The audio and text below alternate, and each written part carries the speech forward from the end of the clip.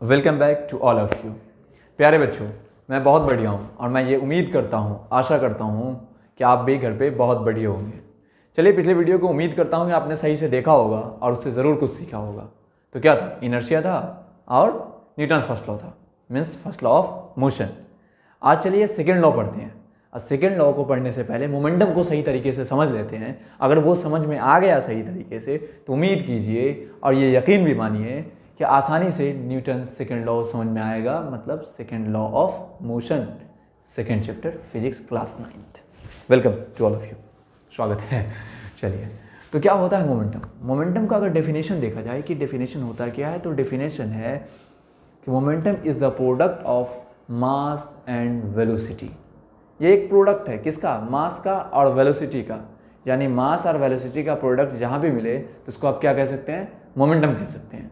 मैंने इसका दो डेफिनेशन अपने बोर्ड पे लिखा है। अब ध्यान दीजिए क्या लिखा मैंने। Momentum is equal to the mass of an object multiplied by its velocity. मतलब अगर कोई ऑब्जेक्ट या कोई पार्टिकल या कोई बॉडी का कोई भी मास हो, कोई भी वजन होगा और उसके वेलोसिटी दोनों को मल्टीप्लाई करेंगे तो वो क्या होगा? मोमेंटम होगा। अब उसी चीज़ को दूसरे सेंटेंस में लिखना है ना, क्या है? Product of mass of a particle and its velocity, ये हो गया। अब मास मसला यहाँ है, मैटर है क्या कि बात हो रहा है मास का और वेलोसिटी का। हमें समझना ज़रूरी है कि मास हकीकत में असलियत में होता तो क्या है, होता है तो क्या होता है, और वेलोसिटी। वेलोसिटी आपने मोशन पढ़ा होगा, मोशन में आपको बताया गया होगा कि कोई भी स्पीड अगर डायरेक्शन के साथ हो, किसी फिक्स डायरेक्शन में हो, तो उसको क्या कहते हैं? वेलोसिटी कहते हैं। Speed is equal to distance by time, but velocity is equal to displacement by time. Velocity is depending on displacement, but speed is depending on distance. Therefore, displacement is a vector quantity. Therefore, also velocity is a vector quantity. Here, it is a momentum is equal to mass into velocity. Therefore, we can also say the momentum is also vector quantity. The first resultant of us momentum is an vector quantity. Now, चलो समझते हैं क्या है मास।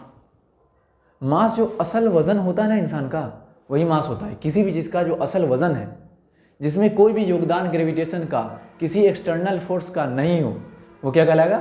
मास कहलाएगा। अगर इस ज़मीन पे आपका वज़न 50 किलो है, 50 किलोग्राम केजी, तो अगर आप चांद पे भी चले जाइएगा ना तो आपका वज़न क्या होगा? 50 किलोग्राम। अगर आप मार्स पे भी चले जाइएगा तो आपका वज़न क्या होगा? 50 किलोग्राम। अगर आप जुपिटर पे भी चले जाइएगा तो क्या होगा? 50 किलोग्राम। इससे ये पता चलता है कि कोई भी जगह प्लेनेट पे हो, है ना, आप मून पे हो यानी सैटेलाइट पे, या अनदर प्लेनेट पे हो, लेकिन आपके मास में कोई परिवर्तन नहीं होने वाला। लेकिन आपके दिमाग में ये बात खटकता होगा कि साइंटिस्ट कहते हैं कि 1/6 आपका वजन हो जाता है जब ज़मीन पे होते हैं और चांद पे होते हैं, उसमें फ़र्क है इतना। तो हाँ, उन्होंने सही कहा। उन्होंने मास के बारे में नहीं, वेट के बारे में कहा। अब मास का जो ऐसा यूनिट होता है वो क्या होता है? केजी होता है। और वेट का ऐसा यूनिट न्यूटन होता है। वेट होता क्या है? Weight is equal to mass into gravitation. यानी कि मास में जब ग्रेविटी से जिस जगह पे है उसके ग्रेविटी से अगर आप मल्टीप्लाई करते हैं तब वेट आता है। और वेट जगह के हिसाब से बदलता है। चांद पे जाइएगा तो अपने आप को हल्का महसूस कीजिएगा। इसीलिए ना एस्ट्रोनॉट जब जंप करते हैं तो ज़्यादा जंप कर पाते हैं, उनको कंट्रोल करना पड़ता है। वो ग्रेविटी को जानते ही नहीं किस तरह ट्रीट किया जाए, इसलिए जब वो पहुंचते हैं, क्या गजब की बात है कि फिर से उन्हें बचपना महसूस होता है। वो चलना सीखते हैं वहाँ और चलते हैं, क्योंकि वहाँ उनकी बैलेंस नहीं बन पाती है ड्यू टू ग्रेविटी। आप भी अच्छा बढ़िया से पढ़ लीजिएगा। अगर साइंटिस्ट बनते हैं तो आपको भी मौका मिलेगा, ज़ीरो ग्रेविटी वाला रूम क्रिएट किया जाएगा, उसमें आपको चलने का प्रैक्टिस कराया जाएगा, ट्रेनिंग दिया जाएगा। उसके बाद आप लोग मार्स पे जाइएगा। उम्मीद करते हैं कि एक वक्त आएगा कि मार्स पे हम लोग, कुछ लोग तो पहुँच पाए, हम लोग पहुँचे या ना पहुँचे। चलिए, डेवलप होगा। एलोन मस्क साहब काम कर रहे हैं, देखते हैं क्या होता है। चलिए आइए, तो क्या समझे कि मास जो है वो फिक्स होगा हर जगह, जबकि वेट बदलता रहेगा टाइम टू टाइम। वेट का ऐसा यूनिट न्यूटन है, जबकि मास का ऐसा यूनिट केजी है। वेलोसिटी क्या है? तो एक स्पीड है लेकिन फिक्स डायरेक्शन में है, और ये एक वेक्टर क्वांटिटी है, इसलिए ये वेलोसिटी है। जबकि स्पीड क्या है? स्केलर क्वांटिटी है। चलिए, तो आप जानते हैं कि जब वेलोसिटी का ऐसा यूनिट क्या होता है, मीटर पर सेकेंड, यानी जब इसे आप कैलकुलेट कीजिएगा तो ये बनेगा केजी मीटर पर सेकेंड। मतलब मोमेंटम का ऐसा यूनिट क्या बन गया, केजी मीटर पर सेकेंड। यानी कि कहीं पे अगर कोई चीज़ दिया हुआ है 50 केजी मीटर पर सेकेंड, तो आप ये बात कह सकते हैं, आप ये बात कह सकते हैं कि ये जो वैल्यू है ये मोमेंटम का दिया हुआ है। मोमेंटम को रॉ से डिनोट करते हैं, RH-O। ये क्या रॉ है, RH-O ग्रीक वर्ड है, रॉ पढ़ते हैं इसे। हम लोगों को उतना बेहतरीन रॉ लिखना नहीं आता है, इसलिए पी जैसा दिखता है, तो दिमाग में इमेज तो पी का ही रहेगा। लेकिन कोई व्यक्ति आपसे पूछ ले कि है का, तो आप पी बताते हुए नहीं घूमिएगा, नहीं तो हो सकता है कि वो व्यक्ति को जानकारी हो तो आपको बेइज्जत कर देगा। आप लोग जानते हैं कि आपका इंसल्ट होता है तो आपको कितना बुरा लगता है, खासकर क्लास में अगर लड़की के सामने हो गया तब वाह बदला लेंगे, अनता ये तो टीचर सबसे खराब है। ये दिमाग में बात बैठ गया है, आपको पढ़ाई से ज़्यादा आपका इज्जत ज़रूरी हो गया। स्कूल में जाते हो या कोचिंग में जाते हो या ट्यूशन में जाते हो, अगर पढ़ाई से ज़्यादा तुम्हारा इज्जत ज़रूरी है तो समझ लेना कि तुम गोबर हो या पढ़ने वाले नहीं हो। टीचर कब तुम्हें बेइज्जत करता है बउआ, जब तुम गोबर रहते हो तब, नहीं तो कुछ टीचर का आदत होता है बेइज्जत करने का, मज़ा आता होगा, कहानी सुना सुना के बेइज्जत किया जाता होगा आपको। चलिए देखिए, तो momentum is equal to mass into velocity, इसका ऐसा यूनिट होगा। स्क्रीन पे आपको अभी दिखाई दे रहा होगा क्या, ये किस तरह हम डिनोट करते हैं, एक फोटो मैंने लगा रखा है, देखिए उसको समझने की कोशिश कीजिए। ये हुआ मास इनटू वेलोसिटी, तो ये एक मोमेंटम है। अब कह सकते हैं कि momentum is directly proportional to the mass and momentum is also directly proportional to the velocity.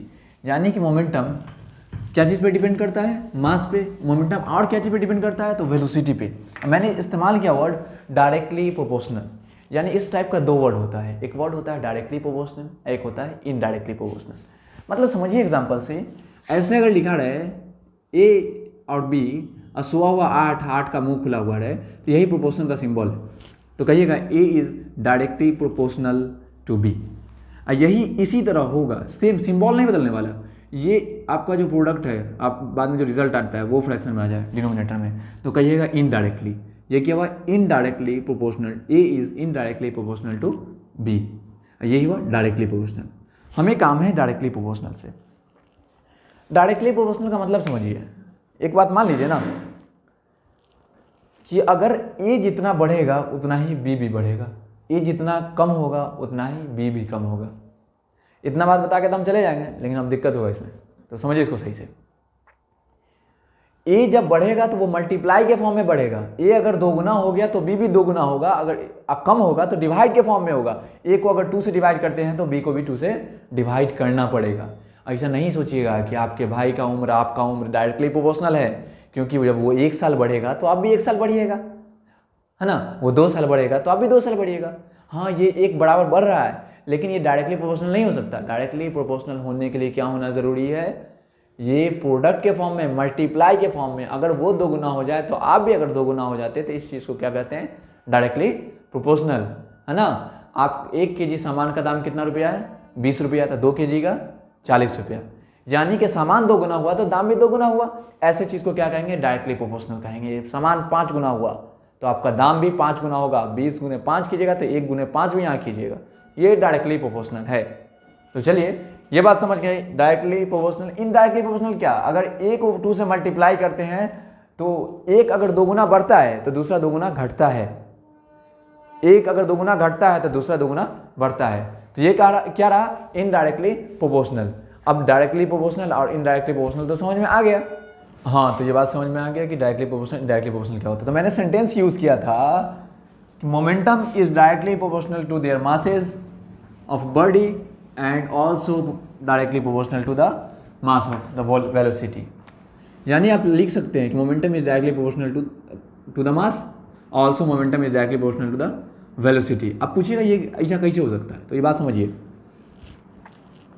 है ना। मेरा कहने का मतलब ये है कि मास अगर बढ़ेगा तो मोमेंटम भी बढ़ेगा। इस बात से तो ये समझ में आता है, अगर वेलोसिटी बढ़ेगा तो मोमेंटम भी बढ़ेगा। अब समझिए कैसे, पहला का एग्जांपल देखिए कि अगर आपको एक छोटे से पत्थर से 20 किलोमीटर पर आवर की रफ्तार से फेंक के मारा जाए, ठीक है, तो आपको कितना चोट महसूस होगा, और फिर एक ईंट उठाया जाए और फिर 20 किलोमीटर पर आवर की रफ्तार से आपको मारा जाए, क्या आपका वेलोसिटी सेम था या नहीं? हाँ, वेलोसिटी सेम था, लेकिन आप पे जो इफेक्ट पड़ा, असर हुआ, उसमें फ़र्क आया या नहीं? फ़र्क आया ना। मास बदलेगा तो मोमेंटम भी बदलेगा, यानी कि मास बढ़ा तो मोमेंटम भी बढ़ गया, जितना गुना मास बढ़ा उतना गुना मोमेंटम बढ़ गया। तो आप कह सकते हैं कि momentum is also directly proportional to the their masses of the body. और वेलोसिटी देखिए, वेलोसिटी का बड़ा अच्छा एग्जाम्पल है। अभी आप लोग बहुत ज़्यादा गन बंदूक करते होंगे, है ना, बड़ा गंदा चीज़ है, सबसे दूर ही रहना चाहिए। तो समझिए क्या है कि अगर एक बुलेट ले लो, बंदूक की गोली, अगर मान लेते हैं कि उसका वजन 10 ग्राम है, तो अगर किसी को आप हाथ से फेंक के मारते हैं, हाथ से फेंक के मारते हैं, 10 ग्राम का सामान था, आपसे ज़्यादा से ज़्यादा ताकत से मारिएगा तो 40 किलोमीटर पर आवर से मार दीजिएगा। अब वही आप पिस्टल में भर के मारते हैं, क्या हुआ? गोली तो वही था ना, हाँ, 10 ग्राम का, लेकिन क्या हुआ? इंसान का धज्जी उड़ गया, धज्जी उड़ गया इंसान का। जब पिस्टल में भर के मारा गया तो, हाथ से मारा गया तो कोई असर नहीं हुआ, यानी आपने जब हाथ से मारा था तो बहुत कम उसका वेलोसिटी था, लेकिन जब किसी पिस्टल में भर के मारा गया तो उसका एक्सट्रीम वेलोसिटी हो गया, जिससे इंसान की मौत भी हो सकती है, किसी लिविंग थिंग्स की मौत भी हो सकती है। तो हम कह सकते हैं ना कि इफेक्ट में चेंज आया, यही इफेक्ट ना मोमेंटम कहलाता है। यानी कि अगर मास सेम हो, वेलोसिटी को भी बदला जाए तो मोमेंटम बदलता है। तो मास भी डिपेंड करता है और वेलोसिटी भी डिपेंड करता है, दोनों का पूरा योगदान है। अब सवाल बनता है, ये तो हो गया, आप समझ गए बात, आप मानते भी होंगे अगर पूरा वीडियो सही से देख रहे हैं तो। चलिए अब क्या बात है, तो दूसरा बात यह है कि कब मोमेंटम जीरो हो सकता है। हाँ, तो मोमेंटम में कंडीशन में जीरो हो सकता है। मोमेंटम क्या है? Product of mass and velocity. Mass जब मोमेंटम का बात हो रहा है तो किसी न किसी ऑब्जेक्ट के साथ होगा, है ना। ऑब्जेक्ट नहीं है तो मोमेंटम का बात हो नहीं सकता, तो ऑब्जेक्ट है यानी उसमें मास तो होना एकदम निश्चित है, 100%। तो अगर कोई ऑब्जेक्ट रेस्ट में है तो उसका वेलोसिटी बेटा 0। अगर मान लेते हैं कि मास है तो मास 50 kg मान लेते हैं, लेकिन अगर ये रेस्ट में है तो वेलोसिटी क्या हुआ? 0। आप जानते हैं किसी भी नंबर को 0 से मल्टीप्लाई करते हैं तो वो खुद को 0 बना देता है, पूरे नंबर को क्या बनाता है? 0। तो उस कंडीशन में आपका मोमेंटम क्या होगा? 0 होगा। तो कोई पूछेगा अगर कि मोमेंटम किस कंडीशन में 0 होता है, तो आप बेदरीक या बेझिझक क्या कह सकते हैं कि जब ऑब्जेक्ट रेस्ट में हो, it means the velocity is 0, then momentum is also 0। बात समझ में आ गया? कोई दिक्कत मोमेंटम में? चलिए, मोमेंटम खत्म होता है। अगर कोई सवाल हो तो कमेंट में ड्रॉप कर दीजिएगा। एक शब्द आपने सीखा होगा, मैंने पहले यूज़ किया कमेंट और फिर मैंने कर दिया कमेंट। तो कमेंट गलत प्रोनाउंसिएशन था, कमेंट सही प्रोनाउंसिएशन था। कमेंट होता ही नहीं, हकीकत ये। और फेसबुक व्हाट्सएप पे चलाने का गजब का प्रैक्टिस आप लोगों का होगा, उसमें कमेंट कीजिएगा, कमेंट नहीं, ठीक है। तो ये चलिए इसको सही मैं कर लेता हूँ क्या। अब सेकेंड लॉ क्या है, समझिए सेकेंड लॉ क्या है। Second law, the rate of change of a body is directly proportional to the applied force and takes place of the direction in which the force act, है ना। ये बड़ा सा डेफिनेशन है, इसको समझो ना क्या है, अपने भाषा में समझो कि मोमेंटम का परिवर्तन होना, मोमेंटम का चेंज होना, change in momentum, that is Newton second law. आसान भाषा में समझ आ गया, बड़ा वाला लिख दिया मैं, मज़ा आएगा, पढ़ना है पढ़ लो, कोई दिक्कत नहीं, डी लिखा हुआ है, मैं मिटाने में मिट गया होगा। चलो, the rate of change of a body is directly proportional to the applied force and takes place in the direction in which the force act. हाँ, फोर्स है तो फोर्स क्या है? वेक्टर क्वांटिटी है, वेक्टर क्वांटिटी तो कोई ना कोई तो डायरेक्शन होगा, ये तो निश्चित था। तो अब समझिए what is the Newton second law.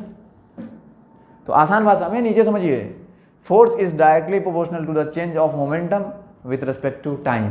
Time के हिसाब से मोमेंटम में चेंज होना है, क्या कहलाएगा? न्यूटन सेकेंड लॉ कहलाएगा, वही फोर्स कहलाएगा।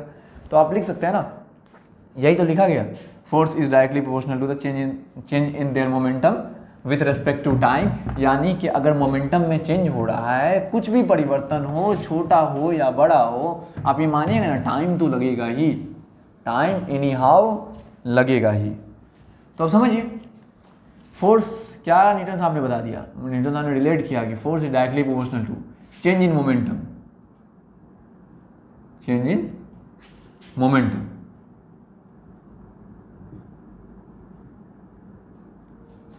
मोमेंटम बाय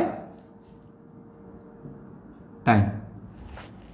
अब आप सोचिएगा कि मोमेंटम जो होता है ये कैसे चेंज होता है चेंज। अब समझिए, मास एक ही रखो, मोमेंटम को चेंज करके देख लो। अगर एक बॉडी है, मान लो एक पथ है, एक बॉडी यहां पे है, उसका मास m है, अभी इसका स्पीड है 20 किलोमीटर पर आवर, ठीक है, क्या है 20 किलोमीटर पर आवर। कुछ देर बाद ऑब्जेक्ट यहाँ पे आ गया, इसका मास तो वही होगा ना इस ऑब्जेक्ट का।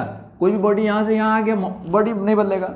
लेकिन आप जैसा खुरपाती आदमी होगा और रेस उस खेलने का शौक होगा तो एक्सकलेटर तो कस के दबा दीजिएगा, और दिखाना जो है वो कहाँ जाएगा, फुट से उड़ने वाला है ना। गाड़ी नया नया सीखते हो, शौचालय तक तुम लोग गाड़ी से जाते हो, एक तो काम आ जाए ना गाड़ी चाहिए, बाइक चाहिए तो चाहिए, है ना, अच्छा आप ही खोजते रहते हो, एकदम गलत तरीका है। तो ये मास होगा बॉडी का नहीं बदलेगा। अगर आप गाड़ी पे हैं, गाड़ी का और आपका जो मास है वो नहीं बदलेगा, निश्चित रहेगा। लेकिन आप जो फुट से उड़े थे तो आपका स्पीड जो चला गया 60 kilometre per hour, mass same है, वेलोसिटी चेंज हुआ। आप याद कीजिए कि वेलोसिटी चेंज होने पे मोमेंटम चेंज होता है कि नहीं, चेंज इन देयर मोमेंटम। तो आपको पढ़ाया गया ना कि अगर इनिशियल वेलोसिटी होगा, इनिशियल मतलब शुरू, जिस वक्त शुरू होता है उस वक्त जो वेलोसिटी होता है उसको यू से डिनोट करते हैं, है ना। और जब लास्ट वेलोसिटी होता है उसको कैसे डिनोट करते हैं, तो वी से डिनोट करते हैं। तो यहाँ पे अगर आप मोमेंटम लिखिएगा तो मोमेंटम यहाँ पे क्या हो रहा है, m into u, m u लिख सकते हैं। यहाँ पे मोमेंटम देखिएगा तो क्या हो रहा है, m into v, m into v हो रहा है। ये बात सब सहमत है। तो हमने क्या लिखा, force is equal to directly change of their momentum. अब चेंज हुआ तो कैसे लिखिएगा आप सुनिए।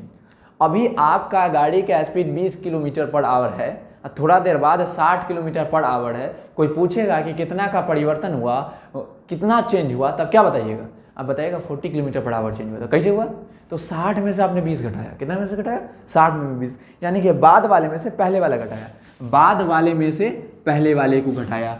तो बाद वाले को ले लो mv और पहले वाले को घटा लो। और टाइम को तो टी से डिनोट करोगे, ये जन्मसिद्ध अधिकार है। छोटा वाला टी से, बड़ा वाला टी अभी यूज़ नहीं करना, है ना, मतलब कि कैपिटल यूज़ नहीं करना, स्मॉल यूज़ करना ज़्यादा बेटर है, इसे डिनोट करते हैं। टाइम हमेशा ऐसा यूनिट सेकंड होता है। चलिए इतना हो गया।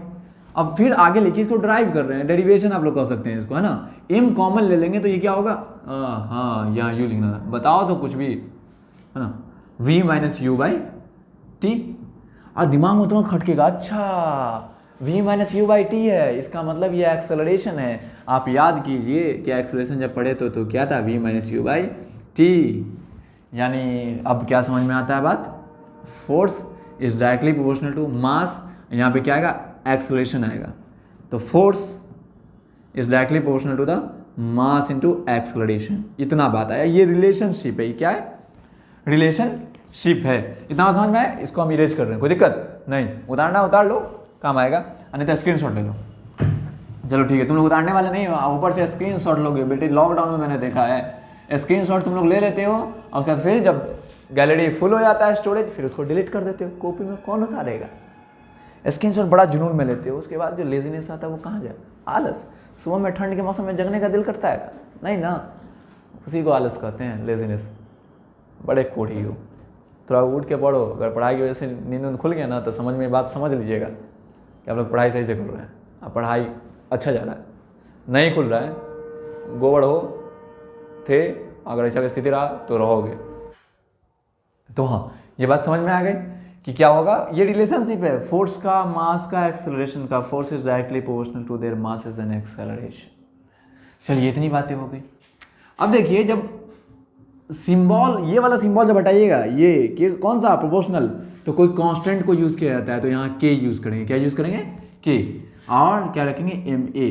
कांस्टेंट क्या यूज करेंगे, के। अब यहाँ पे के इसलिए यूज किए कि लोग के यूज करते हैं। अगर यहाँ पे किसी साइंटिस्ट ने बता रखा होता कि जी यूज करेंगे, पी यूज करेंगे, एन यूज करेंगे, तो वहाँ पे वही करना पड़ता।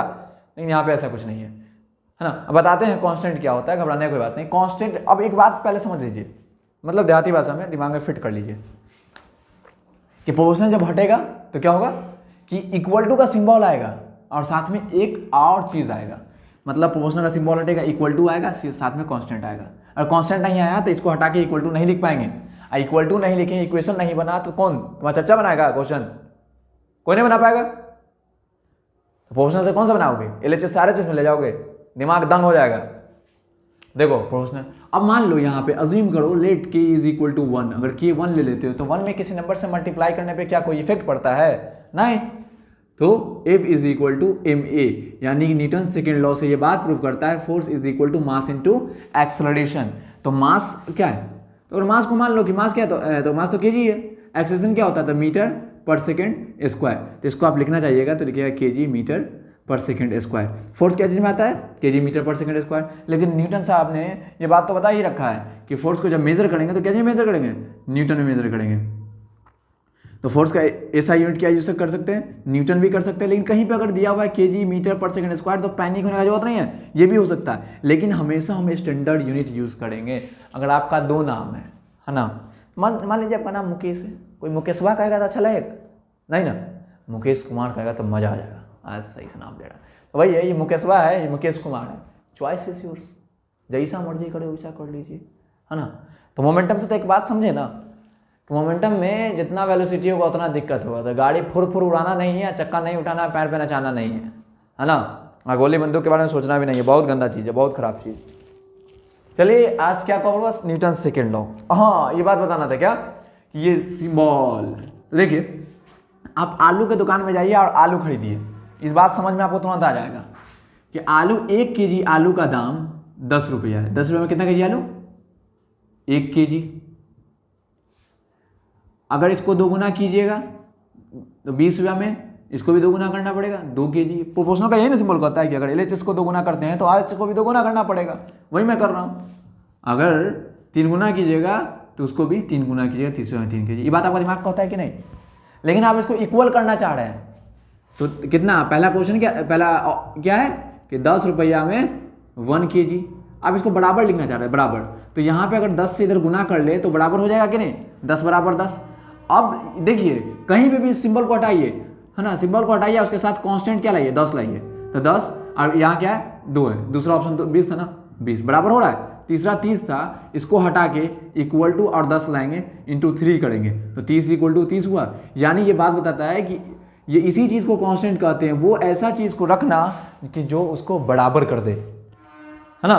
तो इसी चीज़ को कांस्टेंट कहते हैं। तो यहाँ पे कांस्टेंट के को हम लोगों ने लिया है, यहाँ पे समझने के लिए 10 ले लिया, यानी कि इसको अगर हटाना इस सिंबल को तो इक्वल टू जैसे लाएंगे वैसे एक कांस्टेंट इसके साथ आएगा। अब कांस्टेंट हम लोग यूज टू बन चुके हैं कि हमेशा आरएचएस में ही रखेंगे। आप कह सकते हैं कि एलएचएस में क्यों नहीं रखे, तो हाँ रख सकते थे, कोई दिक्कत है नहीं कि, है ना, लेकिन आरएचएस में रखे हैं। तो ये बात हो गया। तो क्या सीखने को मिला? मोमेंटम, है ना, धीरे से मारोगे, हाथ से धीरे लगा कस के मारोगे, जबड़ा टूट जाएगा। ठीक है, चलो ट्रेन बहुत हॉर्न दे रहा है, वीडियो खत्म करते हैं। आगे बताइएगा कोई चीज़ इंप्रूव करना है या नहीं। ठीक है, थैंक यू।